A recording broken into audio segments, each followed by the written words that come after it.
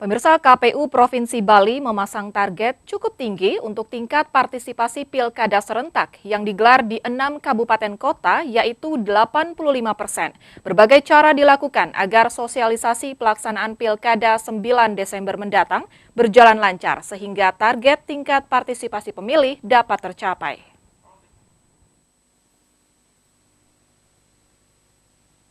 Banyaknya pemilih usia produktif membuat penyelenggara pemilu, yaitu KPU, harus kreatif mengemas cara sosialisasi agar dapat cepat diterima masyarakat. Ditambah lagi target angka partisipasi masyarakat yang dipasang lumayan tinggi, yaitu 85%. Selain mensosialisasikan setiap tahapan melalui media sosial, KPU Provinsi Bali membuat podcast dalam siaran perdananya di channel YouTube KPU Provinsi Bali. Dua komisioner KPU Provinsi Bali, Gede John Darmawan dan Ngurah Dharma Sanjaya, mengangkat topik pencocokan dan penelitian atau coklit dengan segala permasalahannya. Pak, saya kan sudah terdaftar nih di pemilu 2019, ya kan? Apakah saya terdaftar juga di pemilu 2020 ini di pilkada kita ini? Sedangkan KTP-nya juga saya belum tahu nih, KTP-nya masih KTP Denpasar atau di mana? Karena nggak menyebutin alamat. Siapa tahu nanti KTP-nya Jakarta, bisa nggak sih ikut di proses pilkada? Contoh kita di Denpasar, gimana? Iya. Jadi poinnya kita sebetulnya ingin memastikan warga-warga Denpasar secara administrasi ya di Denpasar. Nah, kalau kita ngomongin administrasi itu berarti kita ngacu ke KTP elektronik, kita mengacu ke suket, atau juga kalau misalnya memang belum ada ya, ini untuk adik-adik yang belum direkam misalnya, nah itu kita bisa menggunakan kartu keluarga Pak John. Jadi kartu keluarganya bisa dijadikan dasar oleh petugas coklit, namanya petugas pemutahiran daftar pemilih. Itu kalau disingkat namanya PPDP.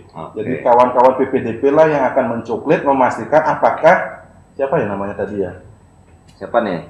Tony. Iya, Tony ya. Jadi saudara Tony ini apakah merupakan warga di Denpasar kah, ataukah di Badung kah, ataukah di atau di kabupaten yang lain.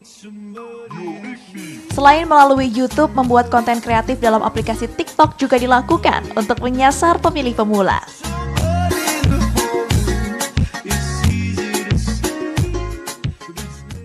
Untuk sosialisasi, saya meminta beberapa hal yang baru lah ya.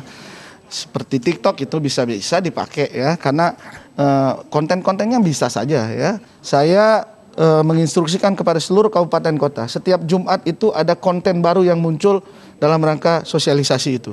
Seluruh penyelenggara. Ya, saya setiap hari Jumat itu saya cek siapa KPU yang tidak bikin. Ya. Dalam rangka apa? Dalam rangka membiasakan kita, karena kita kemarin tuh hanya sekali bikin spanduk ya sudah, gitu kan, tidak akan digarap lagi oleh teman-teman lain-lain.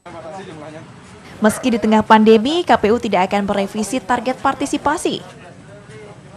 Para penyelenggara pemilu ini meminta seluruh warga ikut aktif berpartisipasi menggunakan hak pilihnya pada 9 Desember mendatang untuk memilih pemimpin mereka 5 tahun ke depan.